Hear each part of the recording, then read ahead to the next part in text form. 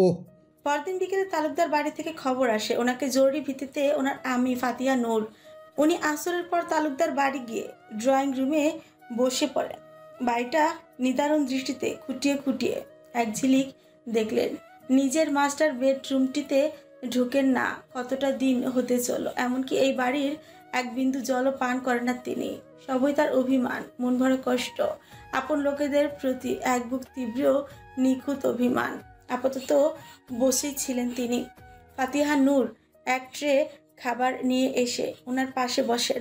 খুঁটিয়ে খুঁটিয়ে নিজের বুকের ধনটিকে দেখলেন। কি করেছে শরীরটা, কতটা শুকিয়ে গেছে, গায়ের রং আগের চেয়ে একটু চাপা পড়েছে। তার বুকটা ছিঁড়ে হতাশার তপ্ত শ্বাস বেরিয়ে আসে। নিজের হাত দিয়ে ভাত মাখিয়ে ওনার মুখের সামনে তুলে ধরেন। নফ মুখ ঘুরিয়ে নেয়। ফাতিহা নূর চমকে যান, পরবর্তীতে নিজেকে সামলে নেন। মায়ের ওপর রাগ করবি, মা যা করেন ভালোর জন্যই তো করে। একটা কথা একদিন হলেও বুঝবি। এখন হা কর তো, না খাইয়ে শরীরটার কি করেছিস? আমি আমার সেই সুদর্শন ছেলেটিকে চিনতে পারছি না। খেয়ে শরীর ঠিক করতে হবে তো। নে বাবা, মুখে নে। ক্ষুধা নেই? ওনার কণ্ঠস্বর বেশ শান্ত ও শীতল। ফাতিহা নূর কিছুক্ষণ ওনার দিকে শান্ত মুখটার দিকে নিরুত্তর ভাবে পর্যবেক্ষণ করে নেন। ঠিক আছে, খেতে হবে না তোকে। কিছু কথা বলার প্রয়োজন ছিল। গত মাসে তোর বয়স 31-এ পড়েছে। সেসব খবর আছে কিছু? নিজের বার্থডে পর্যন্ত ভুলে বসেছিস। দিন দিন রোগা হয়ে যাচ্ছিস। নিজের যত্ন নে। এইসবের জন্য ডেকেছো তুমি? না, দেখ শোনা, যা হয়েছে এখনও সেসব মনে রেখে লাভ কি? এবার অন্তত নতুন করে জীবনটা তৈরি কর। তো ছোট্ট ইব্রাহিম, ও বিয়ে করেছে, ওর বাচ্চাও হয়েছে। আর তুই কবে বিয়ে করবি বাবা? নাতি নাতনির মুখ কি এই জীবনে আমি দেখে মরতে পারবো? আজ ঘটকের সাথে কথা বলেছি, তিনি কিছু সংখ্যক মেয়ের ছবি দেখিয়েছে। দেখ, সব ছবি তোর পাশেই আছে। যেটা ভালো লাগবে তাকেই এই বাড়ির বউ করে আনবো। ওনার মুখ ফুটে তাচ্ছিল্য স্বরূপ একটি ব্যঙ্গ হাসি বেরিয়ে এলেন। তিনি মোবাইল ঘেটে একটি ছবি বের করলেন। ওনার আকস্মিক ফাতিহা নূরকে দেখলেন। দেখো তো মেয়েটা কেমন। ফাতিহা নূর প্রথমে চিনতে পারেননি। ধীরে ধীরে খুঁটিয়ে খুঁটিয়ে দেখে বুঝতে পারলেন এটা কাজল রেখার মেয়ে। ফাতিহা নূর বিস্মিত নজরে ওনার শত্রু মুখটা এক ঝলক দেখলেন, সঙ্গে সঙ্গে ঘোর বিরুদ্ধাচরণ করে উঠল। এই মেয়ে বাদে দুনিয়ার যে কোনো মেয়েকে আমি আমার পুত্রবধূ হিসেবে মেনে নিব, তবু কাজল রেখার মেয়েকে কিছুতেই পুত্রবধূ হিসেবে মানব না। তোমার মানতেও হবে না। কথাটি ধারালো ও সোচালো ছুরির ন্যায় ফাতিহা নূরের বুকে গিয়ে বিধে এফর ওফর করে দিল। আকস্মাৎ চোখ তুলে সরাসরি অবাক নেত্র পল্লবে নিজের ছেলের দিকে তাকান তিনি। আজ আর নওয়াফের চোখে তার জন্য বিন্দুমাত্র ভালোবাসার বহিঃপ্রকাশিত নেই, যেটা তার জন্য মুমূর্ষ কষ্টত্যাগ ও পীড়া ছিল।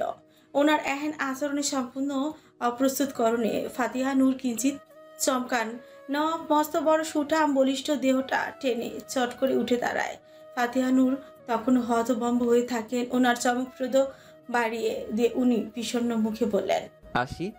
কোথায় যাচ্ছিস? ট্রি হোমে। নিজের অত বড় আলিশান বাড়ির বেডরুম থাকতে জঙ্গলের মধ্যে আমার ছোট ঘরের জীবজন্তুদের সঙ্গে কি করে থাকিস তুই? অবুজের মতন প্রশ্ন করছো কেন? কেন থাকি সেটা তুমি আর তোমার হাজবেন্ডের নিশ্চয়ই অজানা নয়। আর রইল জীবজন্তু, মানুষের থেকে অন্তত পশু পাখিরা শতগুণে ভালো হয়। এরা মানুষের উপকার না করতে পারলেও সহসা কারো ক্ষতির কারণ হয় না। নেক্সট টাইম এমন ফালতু সময়ের জন্য আমায় আর ডাকবে না। আমি অতি ব্যস্ত মানুষ। প্রতিটি মিনিট সেকেন্ড আমার কাছে অতি দামি ও প্রয়োজনীয়। ফাতিহান দ্বিতীয়বারের আবারও চমকান।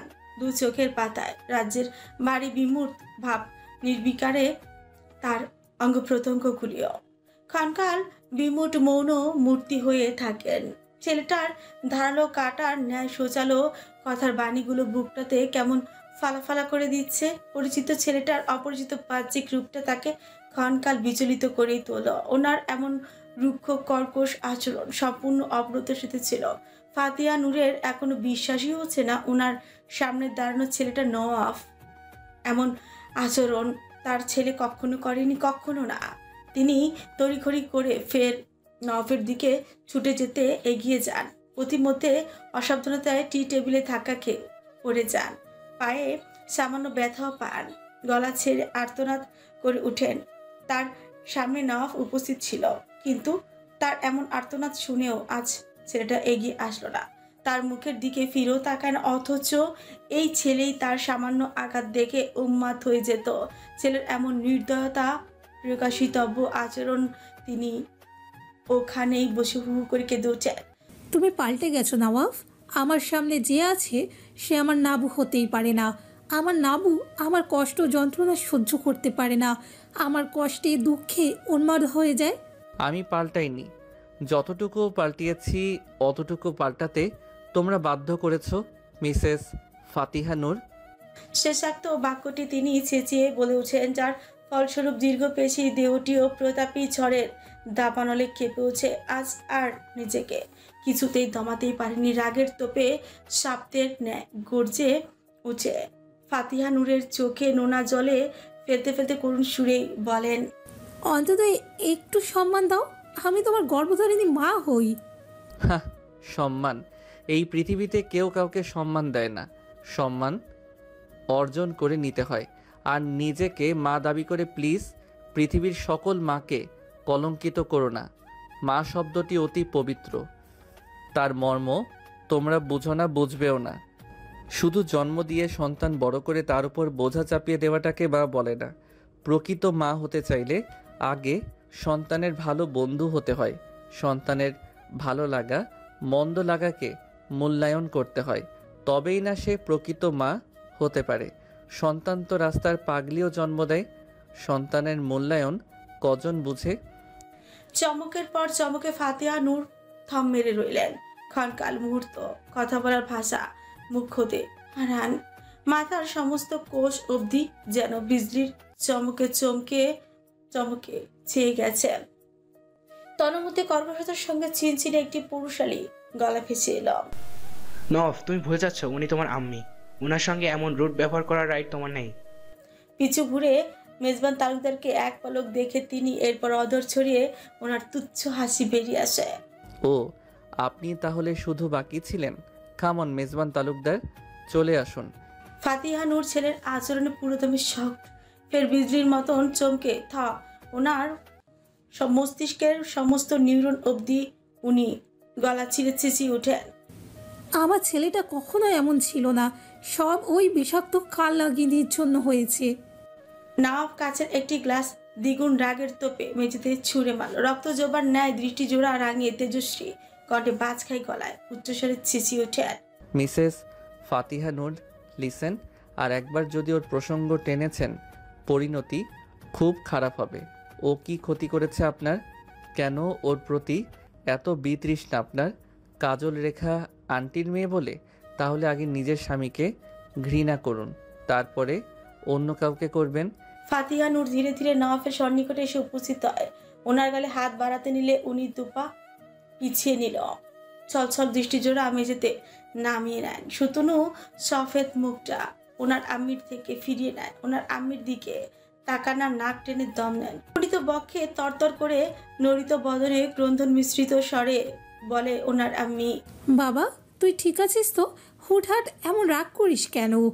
তুই তো আমার সে নওয়াফ নয় রে, যে ছোটবেলায় আমার আঁচল ধরে ঘুরে বেড়াতো, আমার হাতে ভাত খাওয়ার জন্য বায়না ধরতো, গল্প শোনার জন্য হাজারো অনুরোধ করতো। যে নাবুকে আমি চিনতে পারছি না, আমার বুকটা ফেটে যাচ্ছে বাবা। সিরিয়াসলি জ্বলছি আমি, পড়ছি আমি, আর বুক ফাটছে তোমাদের? How funny. উনি নিজের শার্টের বোতামের মধ্যে হাত ঢুকিয়ে শার্টটি ক্রোধের গতির সঙ্গে ছিঁড়ে ফেল। উনি নিজের শার্টের বোতামের মধ্যে হাত ঢুকিয়ে শার্টটি ক্রোধের গতির সঙ্গে ছিঁড়ে খুলে ফেললেন। ফাতিহা নূর অবাক নেত্রে ওনার দিকেই তাকান। দেখলেন ব্লেড দিয়ে ক্যাচ ক্যাচ করে পুরো বুকটা কেটেছে বোধহয় 2-1 দিন হবে এখনো। ক্ষতগুলি তাজা তরতাজা। অমন নৃশংস বিভৎসকর বর্বর অবস্থা দেখে ফাতিহা নূরের বুক অব্দি কেঁপে উঠলেন। তিনি ফুপিয়ে কেঁদে উঠলেন, আমার নাবুরি, এসব কি করছিস? নিজের বুকটাকে কেউ এভাবে কাটে? আমি কাটি, কারণ আমার যন্ত্রণা কষ্ট বোঝার মতন একটা মানুষও পৃথিবীতে বেঁচে নেই। যারা আছে তাদের বোঝাতে পারি না, দেখাতে পারি না। বোঝাতে গেলে ভাবে আমি উন্মাদ, মিথ্যুক, ঠকবাজ। আচ্ছা, তোমরা কি সত্যি আমার পিতামাতা তো? মেজবান তালুকদার আর ফাতিহা নূর একসঙ্গে অবাক বিস্মিত নজরে নওয়াফের বিক্ষুব্ধ মুখটার দিকে তাকান। তিনি ফের বলতে শুরু করেন। এই পৃথিবীতে সবচেয়ে বড় ভুল করেছি কি জানো? তোমাদের ঘরে জন্মগ্রহণ করে। হাজার হাজার মানুষকে সাক্ষী রেখে আমি এই কথা বলতে পারবো। আমার শৈশবকাল, বাল্যকাল, কিশোরকাল হারিয়েছি পিতৃহীন ভালোবাসা ছাড়া। যখন স্কুলে সকল বাবারা আসতো, আমিও চাইতাম আমার আব্বু আসুক, আমাকে নিয়েও আর 10টা বাচ্চার মতন ঘুরুক, আনন্দ করুন এবং খেলাধুলা করুক, সময় কাটাক। কিন্তু তিনি তা কোনোদিন করেননি। আমার শৈশবকাল, বাল্যকাল, কৈশোরকাল সব ধ্বংস করেছেন তিনি।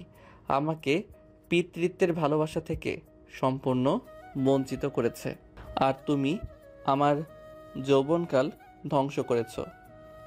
সেই তোমাদের আমি আব্বু আমি কি করে ডাকি বলো তো? সবচেয়ে বড় ক্ষতিটা তো তোমরাই আমার করেছ। বাহিরের মানুষ তো পিছনে থেকে সুই ফুটায়, আর তোমার তো সামনে পিছন ভিতর বাহির অত্র পাশ হতে সুই ফুটিয়েছ। দেখেছ আজ সুই ফুটাবার পরিণাম আমার উপর কি ভয়াবহ প্রভাব ফেলছে। আমি এক পা করে মৃত্যুর দিকে হেঁটে যাচ্ছি। মেজবান তালুকদার ও ফাতিহা নূর উভয় কিংকর্তব্য বিমূঢ়। তাদের দু চোখে রাজ্যের জলের ঠাল, গাল ছড়িয়ে গড়িয়ে পড়ে। এত এত কষ্ট, যন্ত্রণা তার ছেলেটা বহন করছে ভাবতে ওনাদের কলিজা পর্যন্ত কেঁপে উঠে। ফাতিহা নূর ছুটে আসতে চেষ্টা করে। নওয়াফ হাতের ইশারায় ওনাকে থামান। নড়ো না, ওখানেই থাকো। তোমাদের স্পর্শ আমি আর নিতে পারি না। মেজবান তালুকদারের তৎক্ষণাৎ বুকটা মোচড় দিয়ে উঠল। কিছুক্ষণের মধ্যে দৃষ্টি জোড়া নোনা জলে টইটুম্বুর হয়ে ভরে গেল। গলাটা ভীষণ শুকনো, খাখা ও ভারিকি ভারিকি লাগলো। উপলব্ধি করলো এই প্রথম ছেলেটা এত অনুযোগ করলো ওনার বিরুদ্ধে। আজ এত অভিযোগ না করলে হয়তো কখনো জানাই হতো না। ছেলেটার ভিতরে ওনার বিরুদ্ধে হাজারো নালিশ হাহাকারে প্রতিধ্বনি পুষে জমা রাখা ছিল। উপচে আসা চোখের জল মুছে নিয়ে তিনি অবরুদ্ধ গলদেশ বড় বড় নিঃশ্বাস বিন্দু টেনে হালকা করে নেন নিজেকে। পর মুহূর্তে উনি আবার বলেন, যেই মেয়েটাকে নিজের থেকে বেশি ভালোবাসতাম তাকে তোমার কাছে চাইনি বলো আম্মি? চেয়েছি, বলেছি ওকে ছাড়া আমার বাঁচা সম্ভব নয়। ও আমার বেঁচে থাকার অক্সিজেন, ও প্রধান হাতিয়ার প্রতিটা প্রহর। তবু তুমি ওই দিন শুনোনি আমার কথা। নিজের অহংকার, ঈর্ষা, জেদে অটল ছিলে। নিজের অসুস্থতার দোহাই দিয়ে আমাকে কাপুরুষে পরিণত করেছ। নিজেকে আজকাল বড্ড ব্যর্থ পুরুষ মনে হয়। এই বিশ্বাসঘাতকের মতন কলুষিত মুখ নিয়ে ওই মেয়েটার সামনে দাঁড়াতে নিজের লজ্জা লাগে কেন জানো? সবচেয়ে বড় অন্যায়টা যে ওই মেয়েটার সঙ্গে আমি করেছি, যার কখনো ক্ষমা হয় না। ও আমাকে ক্ষমা করেনিও। কেন করবে? আমি তোর সব ধ্বংস করেছি। আমার কারণে ওর সর্বস্ব হারাতে হয়েছে, ওর সম্মান, ওর বাবা, নানা, সবাইকে। তাহলে সেই মেয়েটা কেন আমার কাছে ফিরে আসবে বলতে পারো? পারবে না। দুনিয়াতে এত ঘর থাকতে কেন তোমাদের মতন হৃদয়হীন পাষণ্ডের ঘরে আমার জন্ম নিতে হলো? পৃথিবীতে আরও কত পরিবার আছে, তাদের ঘরে কেন আমার জন্ম হলো না? যেখানে নিজের পিতামাতাই আমার দুঃখ কষ্ট বুঝলো না, সেখানে ওই মেয়েটাকে আমি দোষারোপ করব কি? ও তো পরের মেয়ে ছিল, আমি তো তোমাদের রক্ত ছিলাম। কি করে তোমরা পারলে আমাকে একটু একটু করে প্রতিনিয়ত শেষ করে দিতে? আমার মনে হয় কি জানো, তোমাদের ঘরে জন্ম নেওয়াটা আমার জন্য পাপ ছিল, অভিশাপ ছিল। আজ যদি একজন রিক্সা চালক কিংবা কৃষকের ছেলে হতাম, ওরা নিশ্চিত আমার ভালো লাগা, ভালো থাকার গুরুত্ব দিত, কিন্তু তোমরা দাওনি। আচ্ছা আম্মা, একটা কথা ভেবে দেখেছো কি, যেই রক্তটা ছেলেটা দুনিয়ার কারো কথা শুনতো না, কাউকে পরোয়া পর্যন্ত করতো না, সে একগুয়ে ঘাড়তেরা ছেলেটা কেন তোমার কথা মান্য করত, তোমার সকল উপদেশ মান্য করত? এর কারণ কি ছিল জানো? কারণ ছোটবেলা থেকে তোমাকে কষ্ট যন্ত্রণা পোহাতে দেখেছিলাম। তুমি যখন ওই লোকটার অপমান পরকীয়ার কারণে কষ্ট পেতে, তখন আমার খুব কষ্ট হতো। মনে মনে সিদ্ধান্ত নিয়েছিলাম বড় হয়ে কখনো তোমাকে কষ্ট পেতে দিব না। তোমার সকল কথা অক্ষরে অক্ষরে মান্য করব। তোমার থেকে যেই ভালোবাসা, স্নেহ, আদরটা ছোটবেলা পেয়েছি, বৃদ্ধ বয়সে সেটা আমি ফিরিয়ে দিতে চেয়েছিলাম। তুমি আমাদের মুখের দিকে তাকিয়ে তোমার স্বামীর শত অত্যাচার মুখ বুজে সহ্য করেছিলে। এত অন্যায় জুলুম হওয়ার পরও যাওনি আমাদের ছেড়ে, মাটি কামড়ে পড়েছিলে। সেই তোমার কষ্টগুলির কথা ভেবে তোমার কথাগুলোকে সবসময় আমি গুরুত্ব দিতাম, আর তার সুযোগে গোটা আমিটাকে তুমি মৃত বানিয়ে দিলা। তোমার জন্য যা ত্যাগ করেছি তার চেয়ে বেশি আমি হারিয়েছি। ফলাফল আজ আমি ধ্বংস হয়ে যাচ্ছি, ভিতরে ভিতরে দুমড়ে মুচড়ে মরে যাচ্ছি। ধীরে ধীরে এক পা করে মৃত্যুর দিকে অগ্রসর হচ্ছি। তোমরা কেউ কি দেখতে পারছো আমার ভেতরটা নিঃশেষ? এখন বুঝবা না তোমরা। আমি যখন হারিয়ে যাব তখন ঠিকই আমার শূন্যতা টের পাবা। এই যে বুকে ব্লেড দিয়ে ক্যাচ ক্যাচ করে কাটার দাগগুলি দেখছো, এইটা ওই মেয়েটার দেওয়ার দাগ, আঘাত। ওই মেয়েটা আমাকে বেশ ভালো করে পুড়াচ্ছে। ওর এড়িয়ে যাওয়াটা সহ্য করতে পারিনি আমি। আমার বুকের ভিতর যন্ত্রণা হচ্ছিল, তাই ব্লেড দিয়ে ক্যাচ ক্যাচ করে কেটেছি। ভেবেছি এতে হয়তো বুকের যন্ত্রণা কমবে, কিন্তু কমেনি, উল্টো বেড়েই চলছে। কথাগুলো বলে উনি তপ করে সাদা টাইলসের উপর হাঁটু ভেঙে বসে পড়। ক্রমশ চোখ বেয়ে চপচপ করে গান ভাঙা স্রোতের ন্যায় জল খুইয়ে পড়ছে। তিনি দৃষ্টি নিচু করে নাক টানেন, নিজের চুল খামচে ধরে বুক ফাটা আত্মচিৎকার করে ওঠেন। আহ, বিধি কি জীবন দিলা! সব ধ্বংসাত্মক, নিঃশ্বসিত। না কাউকে নিজের দুঃখ, দুর্দশাজনিত কষ্ট যন্ত্রণা বোঝাতে পারলাম, না কেউ আমার কষ্ট বুঝলো। সর্বস্ব হারা হয়ে নাম না জানা অজানা গন্তব্যে ছুটছি।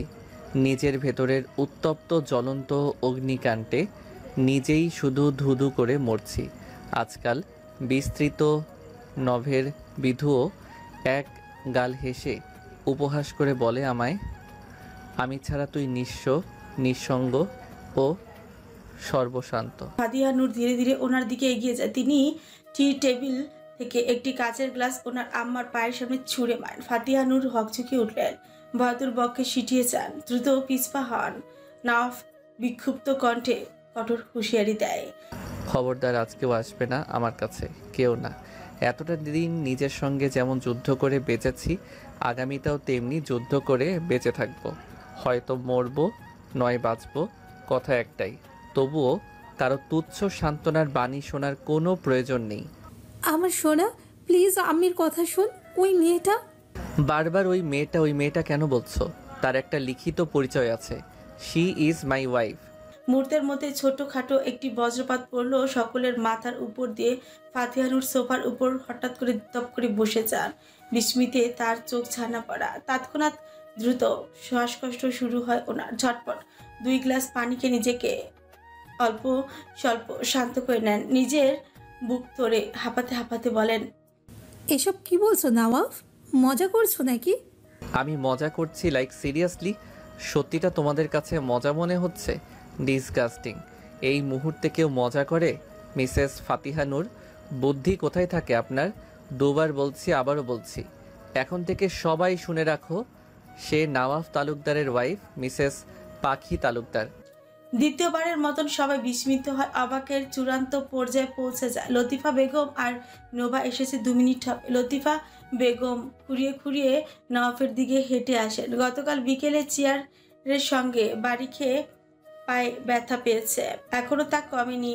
বসার ঘরের প্রখর চিল্লাচিল্লি শব্দ শুনে তিনি নিজের রুম থেকে বেরিয়ে এসেছেন। নওয়াফের সম্মুখীন হয়ে তিনি ওনার শরীর ঝাঁকিয়ে শুধান, দাদু ভাই, যা বলছো সব সত্যি তো? লতিফা বেগমের কুচকানো হাতটি টেনে উনি ওনার গালে রাখেন। প্রমিস দাদু, সব সত্যি।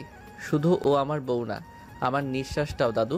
এই কথাটি সেদিন আপনার পুত্রবধূকে বলতে চেয়েছি, কিন্তু বলতে পারিনি, যার কারণে আজ আমার বউ আমার উপর তীব্র অভিমান করে আমার থেকে মুখ ফিরিয়ে নিয়েছে দাদু। জানো দাদু, আমার ভেতরকার যন্ত্রণা বৌমা কাউকে বোঝাতে পারি না। সবাই সবার মতো করে আমায় ভুল বোঝে, বাট আমার ভেতরটাকে বোঝার চেষ্টা কেউ করে না। আমার ভিতরে কি চলছে কেউ জানে না। সত্যিকার অর্থে কেউ ভালোবাসেনি আমায়, কেউ না। সবই মন গড়া মিথ্যে অভিনয় ছিল, কপটবাজি ছিল। দাদু ভাই, বিয়ে যেহেতু করেই ফেলছো, তাহলে তালুকদার বাড়ির নাত বউ পরের বাড়ি থাকবে কেন? আজ এক্ষুনি নিয়ে আসো, আমি বরণ করে নিব, ঘরে তুলবো। দেখি কার সাহস আছে আমার নাত বউকে তালুকদার বাড়ির অন্দরমহলে প্রবেশ করতে বাধা দিতে। কথাটা ফাতিহা নূরকে কেন্দ্র করেই বলেছে, তার স্বচ্ছ পানির মতো পরিষ্কার। ফাতিহা নূর তেজি গলার জোর বাড়ি দিয়ে লতিফা বেগমের বিরুদ্ধে গিয়ে বলে, অসম্ভব। কাজল রেখার মেয়ে যদি এই গৃহে প্রবেশ করে, আমি এই সংসার ত্যাগ করব। যা না, এক্ষুনি বেরিয়ে যা। সবাই দুধ দিয়ে গোসল করে উঠবে। আমার পোলা নাতির জীবনটা শেষ করে এখনো পইরা আসোস কে? আম্মা, আপনি এমন কথা আমায় বলতে পারলেন? বলতে পারুম না কেন? তোমার বিয়ের আগে বলিনি আমার ছেলে কাজল রেখাকে পছন্দ করে? আবার আমার নাতিও বলছে কি না সে কাজল রেখার মাইয়ারে পছন্দ করে। উভয়ই ঘটনা তুমি জানতা, তবুও দুটো মানুষের জীবন নষ্ট কইরা দিলা। তোমারে যে এখনো বাড়ি রাখছি এটাই বেশি। Shut up, don't sound please. দাদু আপনারা থামুন। জাস্ট তোমাদের এসব কামড়াকামড়ি নিতে পারছি না। আমার বউ যদি ফিরেও আসে, তার ছায়া তালুকদার বাড়িতে পড়বে না। এতটুকু অন্তত জেনে রাখো। তার জন্য তার স্বামীর ঘরই যথেষ্ট। আর হ্যাঁ, মিসেস ফাতিহা নূর এবং মেজবান তালুকদার, কান খুলে শুনে রাখুন। আজকের পর থেকে ভুলে যাবেন আপনাদের নওয়াব নামে কোনো সন্তান ছিল। আজকের দিনের পর এই বাড়িতে আমার পা কখনো পড়বে না, এটাই আমার শেষ সিদ্ধান্ত।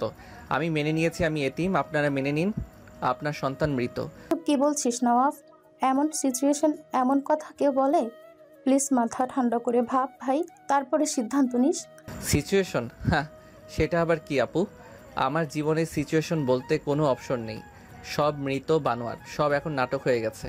বাই দ্য ওয়ে, আমি সিদ্ধান্ত বদলাচ্ছি না। আজকের পর থেকে মেনে নিও তোমার কোনো ভাই নেই।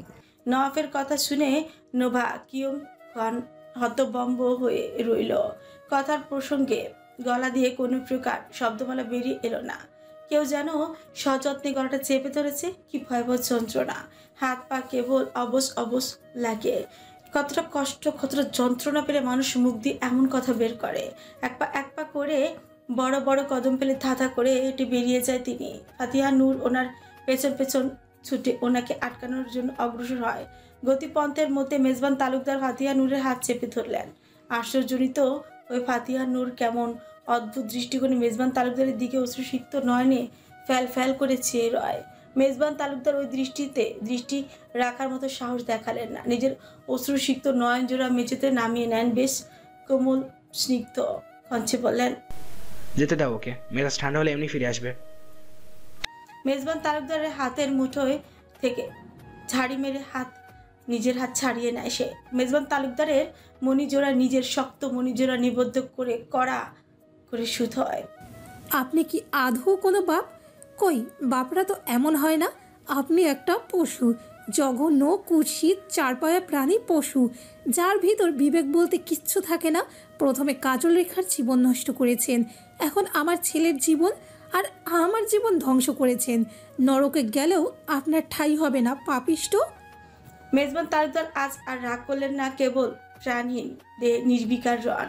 উনি তালুকদার বাড়ির চৌকাঠ পেরোতেই সামনে আবুল স্যার বললেন। নওয়াফকে ধাঁধা করে তালুকদার বাড়ির সদর দরজা দিয়ে বেরিয়ে যেতে দেখে জিজ্ঞেস করে বসেন, কই যায়? সে প্রত্যুত্তরে ওনার থেকে ফিরে কোনো প্রকার জবাব আসেনি। সম্পূর্ণ আবুল স্যারকে অবজ্ঞা করে পাশ কাটিয়ে সাহ করে লম্বাটে পা কদম ফেলে উনি দ্রুত হেঁটে চলে গেলেন।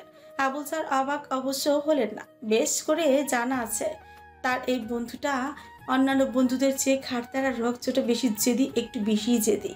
তাই ওসব আমলে নিল না। সে হাঁটতে থাকে। এরই মধ্যে নোভা হাঁপাতে দৌড়ে ছুটে আসে আবুল স্যারের কাছে, এসে থামে, বেধরে বুক ধরে হাঁপায়, হা করে লম্বা লম্বা দম ছাড়ে। আবুল স্যারের উদ্দেশ্যে গলা ছেড়ে চিৎকার করে বলে ওঠে, আবুল স্যার, নওয়াফকে থামান, নওয়াফ বাড়ি ছেড়ে চলে যাচ্ছে।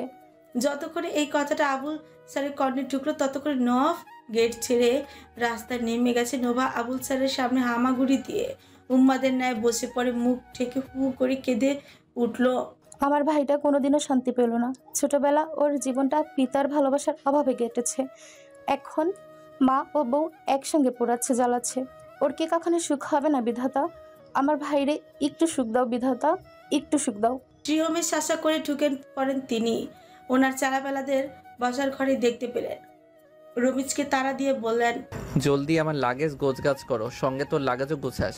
ভাই কোথাও লম্বা ট্যুরে যাবেন নাকি? শোরের বাচ্চা, তুই আমার চাকরি করিস না তোর চাকরি আমি করি? কোনটা? তুই কোথাকার কে? তোকে এসব ফালতু কৈফিয়ত কেন আমাকে দিতে হবে? রমিজ বার চুপসে গেল, আর কোনো প্রকার প্রশ্নও করলো না। সাফিন আর অয়ন ধরফর করে কাঁপছে, ওদের কাঁপতে দেখে তিনি ললাট কুঁচকে ফেললেন। তোদের আবার কি হয়েছে? মৃগী রোগীর ন্যায় কাঁপছিস কেন? ভাই আপনার রাগ দেখে ভয় করতেছে। রাগকে ভয় পাস, আমার মারকে ভয় পাস না। জি পাই ভাই। শোন, লম্বা ছুটিতে যাচ্ছি, সম্পূর্ণ নেটওয়ার্কের বাইরে থাকবো। এই টেলিফোন নাম্বারটি রাখ, জরুরি প্রয়োজন হলে একমাত্র রিং দিবি। আর একটা কথা, তোদের ভাবি গ্রামে আছে, পুরো এলাকা শুদ্ধ লোককে জানাবি, কেউ যেন ওকে একটা কটূক্তি করে কথা না বলে কিংবা ওর দিকে বাজে নজরে না তাকায়, তাহলে সোজা তার লাশ পড়ে যাবে। আমাকে জানানোর কোনো প্রয়োজন নেই যে ওর দিকে চোখ তুলে তাকাবে, তার চোখ সোজা কথা গজাল দিয়ে তুলে ফেলবি। একবার ভুল করেছিস, তোরা মাফ করেছি, এবার যদি এসে শুনি এমন ভুল দ্বিতীয়বার রিপিট করেছিস, গড প্রমিস একটাকে আমি বাঁচিয়ে রাখবো না। আজ তো তোদের বাচ্চার হাতে তুলে দিব, যা করার ও করবে। তোদের তাজা তাজা মাংসের স্বাদ ভীষণ মজা করে গ্রহণ করবে। বাচ্চার কথা শুনে ওদের গা বের শীতল স্রোতই বয়ে গেল। এই বিদেশি কুকুরটিকে ভালো করে চেনা আছে ওদের, নিজ হাতে কত মানুষের মাংস খাইয়েছে। ওইসব মনে উঠতেই শরীরের রোমশকর ভাবে কাটা দিয়ে উঠল। উনি রমিজকে নিয়ে বেরিয়ে যাওয়ার আগে বরাবরই আবার বললেন, আমি কবে ফিরবো সঠিক জানি না। ক্লাবের দায়িত্ব নিখিলকে আপাতত দেওয়া হলো, তোরাও থাকবি, সারাক্ষণ তোর ভাবির বডিগার্ড হয়ে ওর আশেপাশে থাকবি, তবে ওকে বুঝতে দিবি না। মৃদ্ধাবাড়ির আশপাশও যেন কোনো ঘটকের চরণধুলি না পড়ে, কথাটা মনে রাখিস। ঘটককে কি বলবি মনে আছে তো? জি ভাই বলবো, ভাবি বিবাহিত। গুড। রমিজ আমার সঙ্গে যাবে, যা টাকা লাগবে রেস্টুরেন্ট থেকে নিয়ে নিস, আমি ম্যানেজারকে বলে রেখেছি। আসি। বিনিময়রা মাথা নাড়ে। প্রতিমধ্যে ওনার কৃত্রিম মুঠোফোনটি ভাইব্রেশনের তরঙ্গ উৎস তুলে বেজে উঠল। তিনি রিসিভ করে কানে তুলে ধরলেন। শুনতে পেলেন অপর প্রান্ত থেকে আবুল স্যার হাঁপাতে হাঁপাতে বলছে, নবাব তুই কোথায় যাচ্ছিস? যেখানে থাকিস জলদি বাড়ি চলে আয়। তোর আম্মা কেমন জানি করছে, আবার বোধহয় ব্রেন স্ট্রোক না হার্ট অ্যাটাক, দুটোর একটা করেছে, আমি সঠিক বুঝতেছি না। চিন্তা করিস না, এত তাড়াতাড়ি মাটির নিচে যাবে না, সকলের কলিজা না খাওয়া অবধি বেঁচে থাকবে। আর যদিও নিঃশ্বাসটা বন্ধ হয়ে যায়, একজন ডাক্তার ডেকে এনে ডেথ সার্টিফিকেটটা করে রাখিস। আমার জন্য ডেড বডিটা রাখিস না, কারণ ওনার কপালে আমার হাতের মাটি লেখা নেই। কথাটি বলে খট করে উনি লাইন কেটে দেন। আবুল স্যার পুরোই আবুল স্যার যখন ফোনে কথা বলছিলেন, ফোনটা তখন লাউড স্পিকারে বাড়ানোই ছিল, তাই যা বলেছে সকলে শুনেছে। সকলেই কম বেশি বিস্মিত বিমুঠ হয়েছে। তবে অবাক হলো মা ভক্ত ও ছেলের হঠাৎ এমন মায়ের প্রতি এত বিতৃষ্ণা জন্মানো ব্যাপারটা নিয়ে। এটা যদি আগে নফ হতো, এতক্ষণে সে বাড়ির দিকে আম্মি আম্মি বলে পাগলের মতো ছুটে আসতো। বাট সময় পাল্টেছে, সঙ্গে মানুষও। ফাতিহা নূর বুক চেপে হামাগুড়ি দিয়ে বসে পড়েন, বুক থাপড়ে থাপড়ে করুণ সুরে আর্তনাদ করেন। আমার ছেলেটা শুধু শুধু আমায় ভুল বুঝলো। কে আছিস? ওকে বল ঘরে ফিরে আসতে, আমি ওর বউকে মেনে নিব।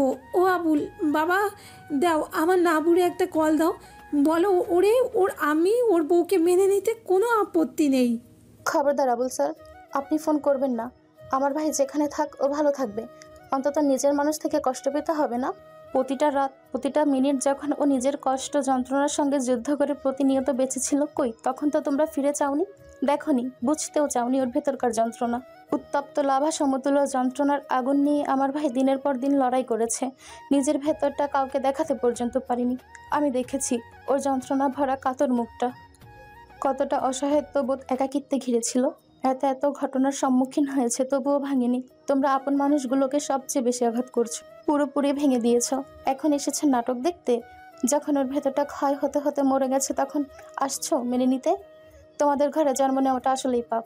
মেজবান তালুকদার নোভাকে ধমক ছুলেন। নোভা কোনো প্রকার উত্তর দেয় না, মুখে ওড়না গুজে কাঁদতে কাঁদতে রুমে ঢুকে যায়। সময়গুলি কেটে যাচ্ছে, বর্ষার গাং ভাঙা স্রোতের ন্যায় তিনটা মাস চোখের পলকে মধ্যে পেরিয়ে গেল। পাখির ইয়ার ফাইনাল এক্সাম আজই শেষ হয়েছে। ক্লাবের সামনে দিয়ে আসতে দেখলো সাফিন আর অয়ন উদাসীন বসে আছে। মাঝে মাঝে ঝিময় ও দুজনের দু হাতে দুটো নান রুটির টুকরো ঝুলছে। ওকে দেখেই কপালে হাত তুলে সালাম টুকলো, দাঁত বের করে হাসি দিয়ে বলে, ভাবি আপনাকে গায়ে ডেকে দেব, কিছু খাবেন? জালমুড়ি এনে দিই না সিঙ্গারা খাবেন? আমি বলেছি আমার গাড়ি লাগবে, আমি সিঙ্গারা ঝালমুড়ি খাবো। আপনার আপনার গুণধর ভাইয়ের মতন এক আঙ্গুল বেশি বোঝেন কেন? অয়ন আর সাফিন আত্মসমর্পণের ভঙ্গিমায় দৃষ্টি নিচু করলো, ঠোঁট উল্টে দুজনই কান ধরে একসঙ্গে বলল, সরি ভাবি, আমাদের ক্ষমা করে দেন। আমায় আর ভাবি ডাকবেন না। জি আচ্ছা ভাবি। ওদের এমন ঘাটতারা উত্তর শুনে ওর রাগে গা পিত্তি জ্বলে উঠল। হননি ওদের সামনে দিয়ে দ্রুত চলে গেল। পাখি যেতেই দুজনেই দৃষ্টি উঁচু করলো, এরপর হু হা করে হেসে উঠল। সাফিন দাড়ি চুলকে বলে, ভাবি মনে হয় রেগে গেছে, রাগ করুক আর গালি চুরুক, ভাইয়ের বউ মানে আমাদের ভাবি, এলাকার ভাবি, জাতির ভাবি। পাখি একটা জিনিস খেয়াল করলো, এই 3 মাসের মধ্যে নফ একবার তাকে বিরক্ত করেনি, এমনকি লোকটির ছায়া ওর ত্রিসীমানায় দেখা যায়নি। সবসময় ওনার চালাপেলাদের দেখতে দেখতে লুকিয়ে লুকিয়ে ওকে ফলো করতে। তবে উনি কি গ্রামে নেই, কোথায় গিয়েছেন? আর চামচাগুলিকে রেখে দিয়েছে তাকে পাহারা দিতে আজাইরা।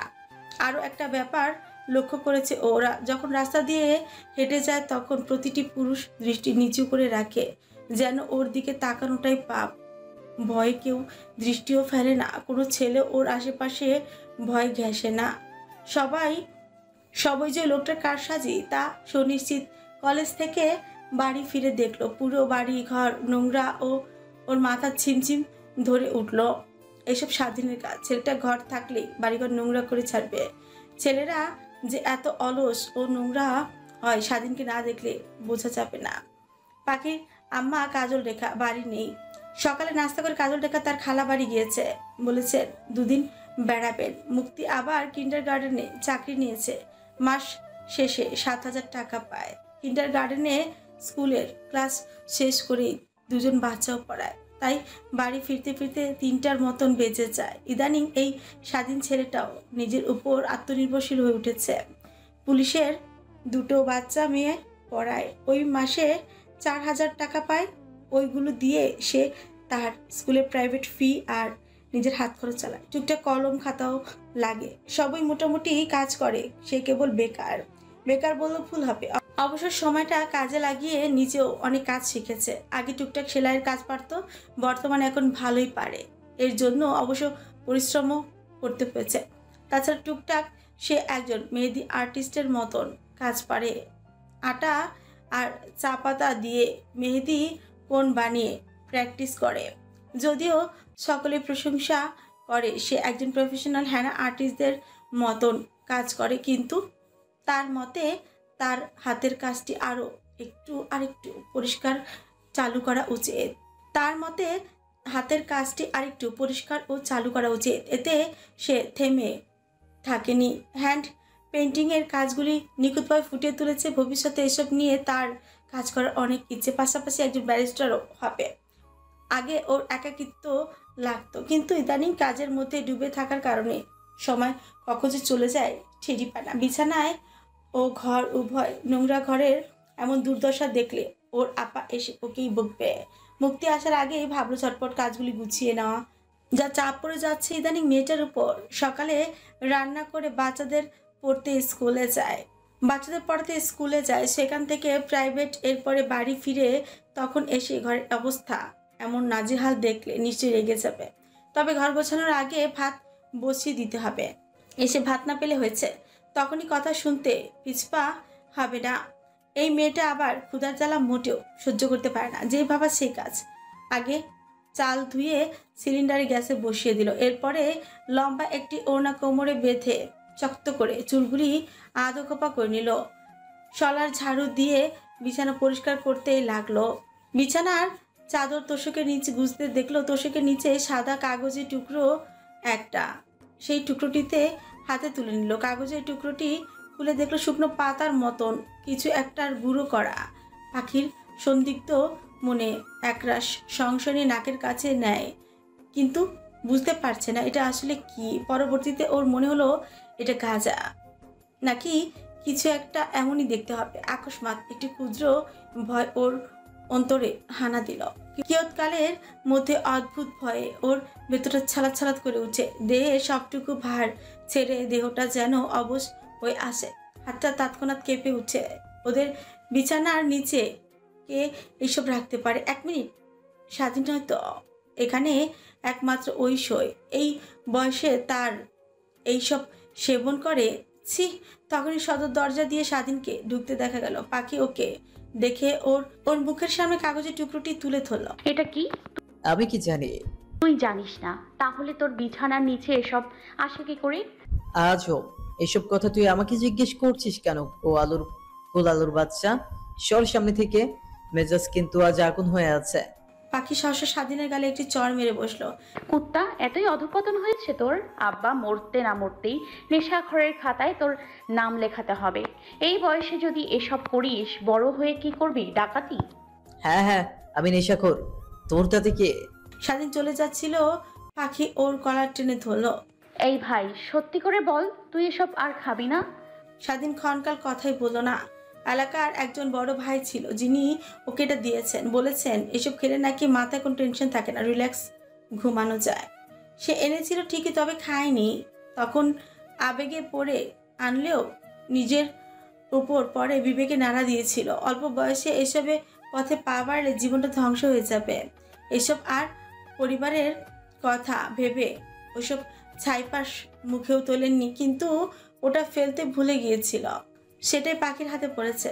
স্বাধীনকে নিরুত্তর দেখতে পেয়ে পাখি চেঁচিয়ে উঠে এলো পাতারি স্বাধীনকে ছোট ছোট চড় থাপ্পড় মারে, কিঞ্চিত রাগে ধমক ছড়ে।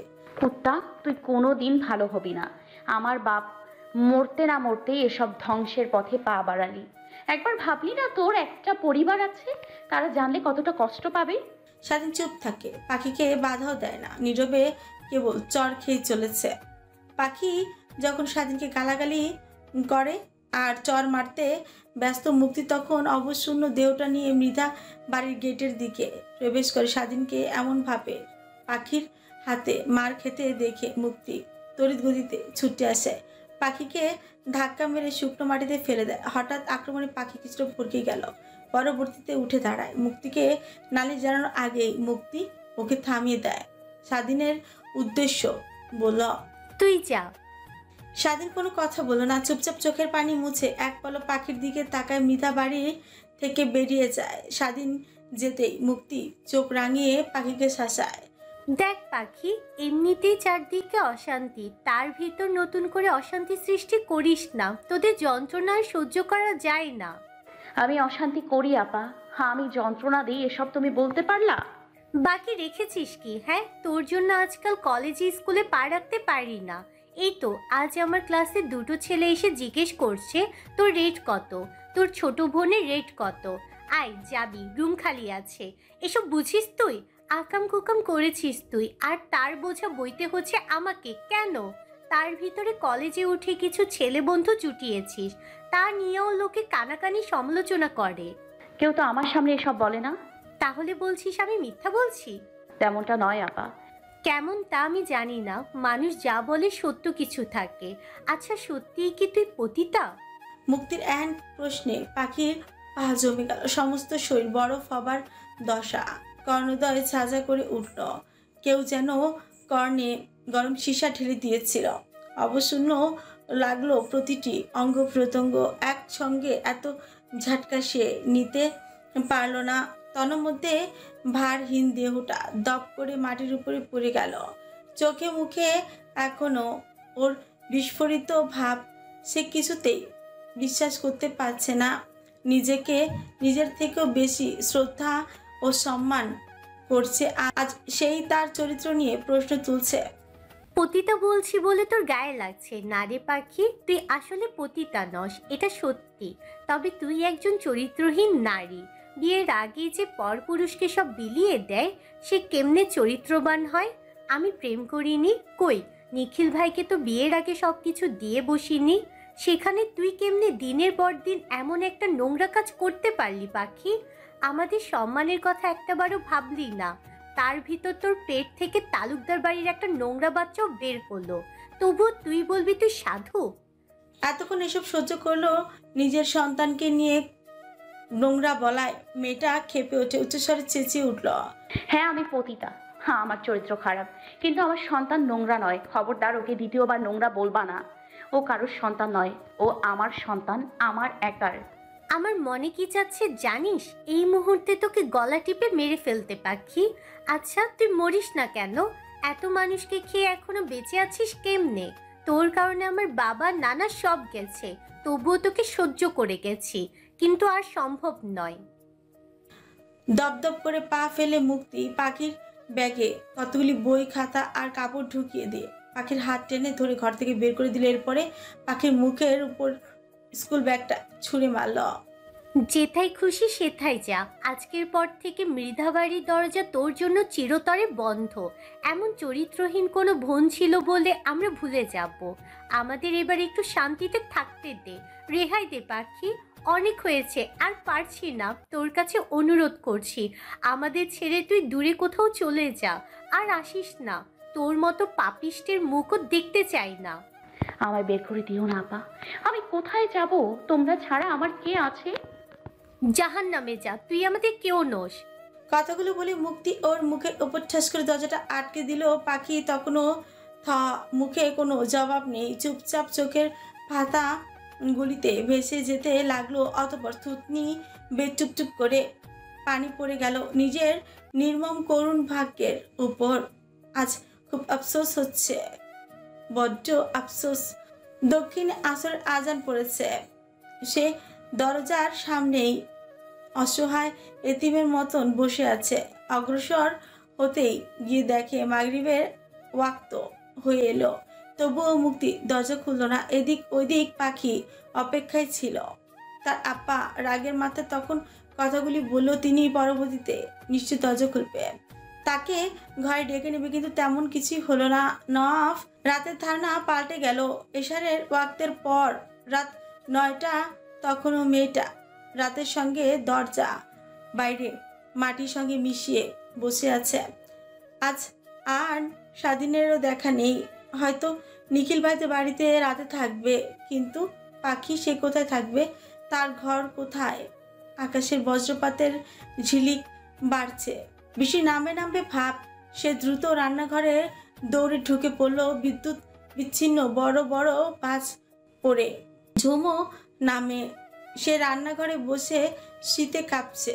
ঘুটঘুটে অন্ধকার, কিছুই দেখা যায় না। পেটের ক্ষুধায় জ্বালা চোচো করছে। সেই সকালে 2টো রুটি খেয়েছে, এখনো পর্যন্ত পেটে আর কিছুই পড়েনি। রাত তখন 2টো, বৃষ্টি থেমেছে ঠিকই, তবে বজ্রপাত আর বাতাস থামেনি। রান্নাঘরে বসে আজ সে আলেয়ানা কি বলে ওই জিনিসটা দেখলে মনে মনে ওর ভীষণ ভয় লাগলো। চোখে মুখ খিচে নিল। তার মনে পড়ে গেল 1 বছর আগেকার কথা। এমন একটা রাত ওই লোকটার সঙ্গে সে রান্নাঘরে ছিল, পাশ দিয়ে ওই জিনিসটা গিয়েছিল। পাখি ভয় পাচ্ছিল দেখে লোকটা নিজের চওড়া বুকটা ওর মুখের সামনে মেলে ধরল। আজ আর কেউ নেই, সেই যে লোকটাও নেই। কথা দিয়ে কথা রাখেননি, মাঝপথে ফেলে রেখে সকলে নিজ নিজ স্বার্থের খোঁজে বেরিয়ে গেছে। কেবল সে জনম দুঃখিনী আজীবন নিঃসঙ্গ হয়ে রইল। তার পারে নেই একুল ওকুল। সারা রাত তার দাঁড়িয়ে দাঁড়িয়ে বিনিদ্র কেটেছে। ফজর আজান পড়ল চতুর্দিকে।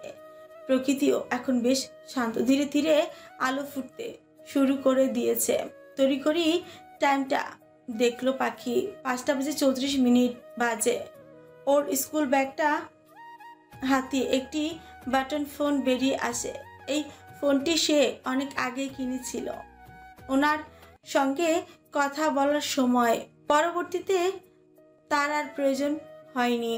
উনি ওকে আইফোন কিনে দিয়েছিল, তাই আইফোন ফিরিয়ে দেওয়ার পর এটাই তার শেষ সম্বল ছিল। মাঝে মাঝে গান গজল শুনতে ফোনটা দিয়ে সেই বাটন সেটটি ঘেটে একটি নাম্বার আমতা আমতা করে প্রথমবার কেউ রিসিভ করে, দ্বিতীয়বার রিসিভ হলো অপর প্রান্ত থেকে গম্ভীর মুখোশবাড়ি কণ্ঠ শুনে মেয়েটা আর নিজেকে ধরে রাখতে পারেনি। কষ্টে দুঃখে দু চোখের পানি ছেড়ে দিল, অতঃপর হুহু করে কেঁদে দিল। এরপর গতকাল বিয়ের থেকে আজ সকাল অবধি ঘটে যাওয়া সকল ঘটনা খুলে বলল। ফোনের অপর প্রান্ত থেকে কাঠিন্যতম গলায় ফের শোনা গেল চলে আসতে। এইটুকুই ছিল সপ্তদশীকে সাহস জোগাতে। শক্ত করতে ফোনটা কেটে ব্যাগে ঢুকিয়ে নিল। বালতি ভর্তি বৃষ্টির পানি দিয়ে মুখ ধুয়ে দু হাতের তালুতে করে পানি কিছুটা খেয়ে নিল। বারান্দা থেকে সুখ পাখির খাঁচাটা হাতে তুলে নিয়ে এরপরে এক পা করে মৃধা বাড়ির থেকে বের করে দেওয়া হচ্ছিল। প্রতিটি কদমের সঙ্গে ওর রুহটা কেমন কেঁপে উঠেছিল। যে বাড়িটা এক সময় তার প্রাণকেন্দ্র ছিল। বাড়ির প্রতিটি আনাচে কানাচে তার মৃদু ছোঁয়া, নিঃশ্বাসের ছোঁয়া, গতি মিশে আছে। যেই উঠোনে সেই ছুটে বেড়াতো, আজ তার মায়া কিছুতেই কাটাচ্ছে না। তাহসিনের উঠোনের পাশে ওই তো তার ফুল গাছগুলি দেখা যাচ্ছে। আজ থেকে ওরা আমার মতন এতিম হয়ে যাবে। সেই চলে গেলে ওদের কে দেখবে? ওরা মরে গেলে? মানুষ এমনই স্বার্থপর। সেই চলচল অশ্রুসিক্ত নয়নে এইবার মৃধা বাড়ির প্রতিচ্ছবি দেখে নিল। ওর দুটো বাবার কবর মনে ভরে দেখে নিয়ে হেঁটেই চলল।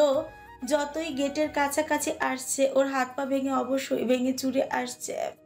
মনে মনে আশা রাখে কে অন্তত বলুক, ফিরে আয় পাখি, ফিরে আয়। কিসের এত অভিমান তোর? আমরা আছি তো, একসঙ্গে লড়াই করব। কিছুতে আফসোস কেউ নেই। এসব বলার এই রকম কথা কেউ বলতেও পারেনি, আর বলবেও না, কারণ সকলের কাছে ঘৃণিত। কেউ তাকে ভালো চোখে দেখে না। গেট বরাবর আসতে ওর বাঁধ ভাঙা চোখের জল বেরিয়ে এলো। দু চোখ ভারী হয়ে আশার ঢাল কেঁদে কুটে চোখে নাজেহাল দশা। চোখের পানি বাম হাতের তালু দিয়ে মুছে নিয়ে নিজের মনকে শক্ত করলো। আর ফিরবো না এই গায়ে কিংবা মৃত বাড়িতে। ফিরবো সেদিন যেদিন পাখি নয়, অনন্যা তার মনোবল ফিরে পাবে, নিজের শক্ত স্থান করবে, নিজের ঘর বানাবে, পরিচয় তৈরি করবে, যেই পরিচয়ে সকলে তাকে চিনবে। সেটা কোনো বাবা কিংবা স্বামীর পরিচয়ে নয়, অনন্যা রহমান পরিচয়ে। গোটা বিশ্ব তাকে চিনবে। আমি প্রতিজ্ঞা করছি সব দিক দিয়ে নিজেকে যোগ্য, পারফেক্ট করে তুলব।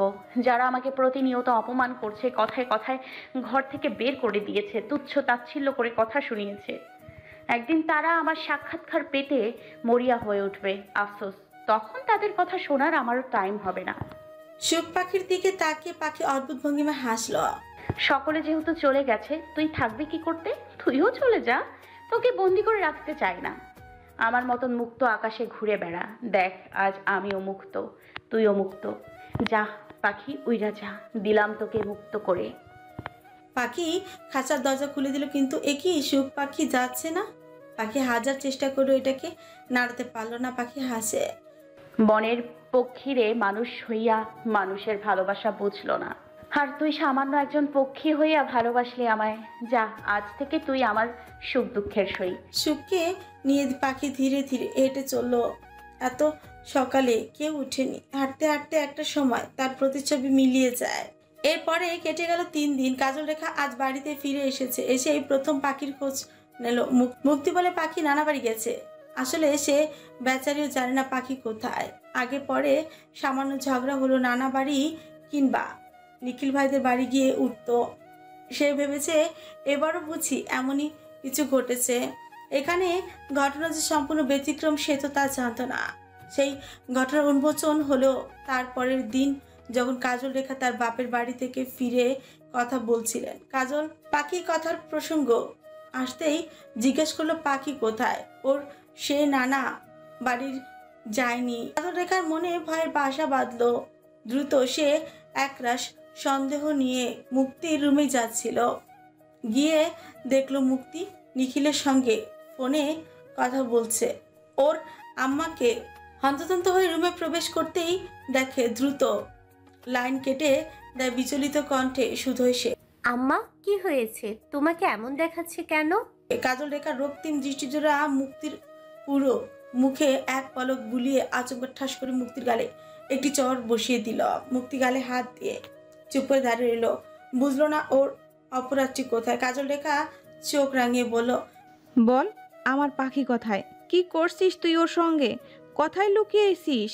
মুক্তির কলিজা পর্যন্ত কেঁপে উঠলো। সে প্রথমে আমতা আমতা করে অস্বীকার করলো, পরক্ষণে ওর আম্মার অস্থির মুখটা দেখে সব খুলেই পড়লো। সবটা শুনে কাজল রেখা নিস্তব্ধ হয়ে গেল। ক্ষণকাল কথা বলতে পারলো না। তার মানে তার পাখি আজ 3 দিন যাবৎ নিখোঁজ, অথচ কেউ খোঁজ অবধি করেনি। এরা কি আদৌ তার সন্তান? বোন হয়ে বোনের সঙ্গে এমন নিষ্ঠুরের মতন আচরণ করতে পারলো? কোথায় আছে তার সরল মেয়েটা? কি করছে সে এখন? কি করবে? কোথায় যাবে সে? মুক্তিকে আর কিছু বলার না, দপদপ করে দাঁড়ানো অবস্থা থেকেই নিচে বসে পড়েন, মাথায় হাত।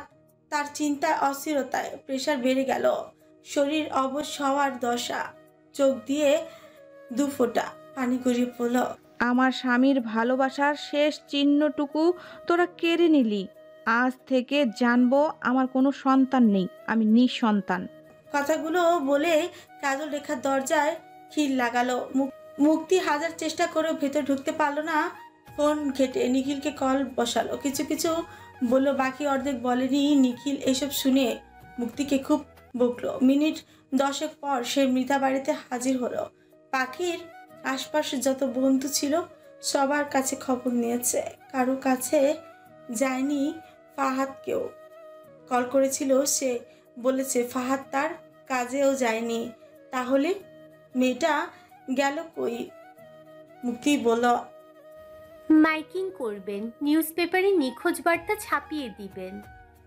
এই মুহূর্তে নিখিল মুক্তির উপর চরম বিরক্ত। ইচ্ছে করছে কান নিয়ে ঠাটিয়ে একটা চট দিয়ে বসতে। নিজেদের এত সুন্দর মনোভাব আপাতত অন্তরে চাপা দিয়ে নিল। সে এখন ভাবতে ব্যস্ত, কি করে মেয়েটাকে খুঁজে পাবে। এদিকে গ্রামে নওয়াফ ও ওইদিকে পাখিও নিখোঁজ।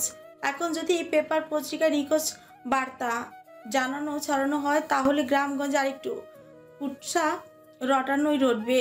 পাখি দ্বিধা, ছোট মেয়ে কোন ছেলের হাত ধরে জানি পালিয়েছে। এমনিতেই নির্দোষ মেয়েটার দোষের কথার উপর প্রভাব মেয়েটার ভেতরে নতুন করে সে আর যা যা করবে গোপনে করতে হবে। নিখিল বেরিয়েছে পাখির সন্ধানে। বিকেলের দিকে খবর এলো মুক্তি আবার মৃধা বাড়ির দিকে যেতে বলেছে। সে আসরের ওয়াক্তের পর বেরিয়ে পড়লো। মৃধা বাড়ির গেট পেরিয়ে এলোমেলো ভঙ্গিমায় বৈঠকখানার দিকে হেঁটে যেতেই মুক্তিকে রোবটের মতন বসে থাকতে দেখলো। মেয়েটার তৈলাক্ত মুখটা ভীষণ শুকনো, দেহে কোনো যেন কোনো প্রাণ নেই, তেমনি নির্জীব তার বসার ভঙ্গিমায়। নিখিল ওর সামনে যেতেই ছোট্ট একটি চিরকুট নিখিলের দিকে এগিয়ে দেয়। নিখিল লড়াটা গুছিয়ে চিরকুটটি হাত বাড়িয়ে নেয়, একরাশ কৌতূহলের ও আগ্রহ নিয়ে চিরকুটটি খুলে। প্রিয় বলে আপাতত কাউকে সম্বোধন করছি না, কেননা আমার প্রিয় ব্যক্তিরা আজ আমার ভীষণ অচেনা। তাদের মুখগুলি কেমন যেন ধোঁয়াশা ধোঁয়াশা। এই মৃদ্ধা বাড়িতে আমার 17টি বছর কেটেছে, কোনোদিন নিজেকে এতটা অসহায় মনে হয়নি। ইভেন শত শত লোকের আঘাত পাওয়ার পরেও আমার ভেতরে একটি আত্মশক্তি ছিল। সকলে মুখ ফিরিয়ে নিলেও আমার পরিবার আমার ওপর থেকে কোনো দিন মুখ ফিরিয়ে নেবে না। কিন্তু আজ ভুল প্রমাণিত হলো। সবচেয়ে বড় মানসিক আঘাতটা পেয়েছি আমি আমার পরিবার থেকেই। আমাকে বাজেভাবে ভেঙে দেওয়ার জন্য একমাত্র তারাই যথেষ্ট ছিল। তোমাদের আমি দোষ দিব না, কারণ তোমরা আমারই রক্ত ছিলে। কিন্তু ক্ষমাও করব না, কারণ আমি নির্দোষ ছিলাম। কারোর প্রতি অভিযোগও জমা নেই। সকলে ভালো থেকো। মনে রেখো, তোমাদের ভালো থাকার জন্যই আজ আমার গৃহত্যাগ। যদিও দেখা হওয়ার চান্স নেই বললে ভুল হবে, তবে আমি ফিরব, কঠিন রূপে ফিরব। তোমরা সেদিন শুধু আমার পরিবর্তন রূপটাই দেখবে আর আফসোস করবে। এটি তোমার আমার কেউ না। চিঠিটা পড়ে নিখিলের চোখ দিয়ে গড়গড়িয়ে চিঠির উপর কয়েক ফোঁটা নোনাবাড়ি লুটিয়ে পড়লো। হঠাৎ করে এমন ওর বুকটা ছ্যাদ করে উঠলো। অন্তরস্থল খালি খালি অনুভব করলো। সেই ছোট্টবেলা থেকে মেয়েটা তার ছোট বোনের মতন চোখের সামনে বড় হয়েছে। কত কম দুঃখে আজ ওই মেয়েটা গৃহত্যাগ করেছে। শারীরিক যন্ত্রণার পাশাপাশি মানসিক সঙ্গে পারিবারিক কোলাহল ও হয়েছে। সব মিলিয়ে ওর কষ্টের সীমা ছিল না। নফ শুনলে পাগলা ষাঁড়ের মতন উন্মাদ হয়ে যাবে। এখন পর্যন্ত খবর মনে হয় পৌঁছায়নি। কলেজ তো বন্ধ, তাই ওর ছেলেরাও জানে না তাদের আদুরে ভাবিজের নিখোঁজ। মুক্তি হঠাৎ করে হু হু করে কেঁদে উঠে। রেগে কটা কথা শুনিয়েছি তাই বলেও এমনভাবে বাড়ি ছেড়ে চলে যাবে? নিখিল মুক্তির গালে একটি সজোরে চর বসিয়ে দিল। এটা সামান্য মুক্তি, তোর জন্য আজ একটা মেয়েকে নিজের জন্মস্থানকে ত্যাগ করতে হয়েছে, সেটা সামান্য মনে হয় তোর কাছে? তোর মতন বোন যেন কোনো মানুষ না হয়। একটা মেয়েকে তোরা মা মেয়ে মিলে শারীরিক মানসিক আঘাত করবি, যখন তখন ঘর থেকে বারবার বের করে দিবি, তারপরেও বলবি সামান্য। মেয়েটা এরপরেও আত্মসম্মান খুঁয়ে তোদের কাছে পড়ে থাকবে। পাখি যা করেছে বেশ করেছে, তোদের থেকে দূরে গিয়ে ও ভালো থাকুক, আমি দোয়া করি। আমি আর খুঁজছি না ওকে, আর আজকের পর থেকে তুই আমাকে কোনো দিন ফোন দিবি না। এমন নিষ্ঠুর নারীকে বউ হিসেবে আমার চাই না। নিখিল কথাগুলি বলে বেরিয়ে যাচ্ছিল। কাজল রেখা আড়াল থেকে ওদের কথোপকথন সব শুনলেন। এরপরে ফের রুমে ঢুকে গেলেন। এই প্রথম তার নিজের সন্তানের প্রতি এত এত কষ্ট লাগলো। জীবনের কোন কঠিন পরিস্থিতিতে এতটা ভেঙে পড়েননি তিনি, যতটা ভেঙে পড়েছেন তিনি আজকের দিনে। না আছে পাশে আজ বাপ, না আছে স্বামী, কেউ নেই তাকে সামলানোর। কালো অভিশাপ তার জীবনটাকে নরক বানিয়ে দিল। নিখিল মৃধা বাড়ির থেকে বেরিয়ে যাচ্ছিল। হাঁটতে হাঁটতে কত লোক দেখলো, কিন্তু আজ আর তার মনটা ভালো লাগলো না। বিষণ্ণতার চাদরে ভালো মনটা হারিয়ে গেছে। পাখির জন্য বড্ড খারাপ লাগলো, মায়াও হয়। এতটুকু ছোট্ট মেয়েটা কোথায় গেল? দুশ্চিন্তায় তার মাথা ফেটে যাওয়ার মতন জোগাড়। আর মনে কাঁচা মাটির রাস্তা দিয়ে হেঁটে যাচ্ছিল, তখনই স্বরে বাতাসের সঙ্গে কেউ একজন ফিসফিস করে ওর কর্ণধারে যেন বলে গেল, আমি ফিরব কোনো এক প্রভাকরণী বিহঙ্গদের মিষ্টি ছন্দের তালে তালে, কখনো তিমির ছড়ানো সাজে প্রদীপের আলোক শিখা হয়ে, কখনো মধ্যাহ্ন বেলায় দক্ষিণা মাতাল হাওয়া হয়ে, কখনো প্রলয়কারী ধ্বংসাত্মক রূপে, কখনো সফল রূপে। আমি ফিরব প্রতিটি আঘাতকে শক্ত হাতিয়ার করে। গল্পটি আপনাদের কেমন লেগেছে? গল্পটির সিজন 1 এখানেই শেষ। গল্পটির আরও বাকি আছে। অনন্যা রহমান পাখি সংসার, প্রতারণা, দুঃখ, নফের বিরহ সবকিছু দেখেছেন। পাখির সফলতা দেখবেন তো? সিজন 2 দেখতে হবে পাখির সফলতা এবং নব পাখির মিল দেখতে হলে। তবে হ্যাঁ, অবশ্যই ধৈর্য ধরতে হবে। ঠিক আছে, অবশ্যই গল্পটি আসবে সিজন 2 নিয়ে, খুব জলদি আসতেছে। তবে ততক্ষণ পুতুলের সঙ্গী থাকুন। ভালো থাকেন, সুস্থ থাকবেন, নিজের এবং পরিবারের খেয়াল রাখবেন। আল্লাহ হাফেজ।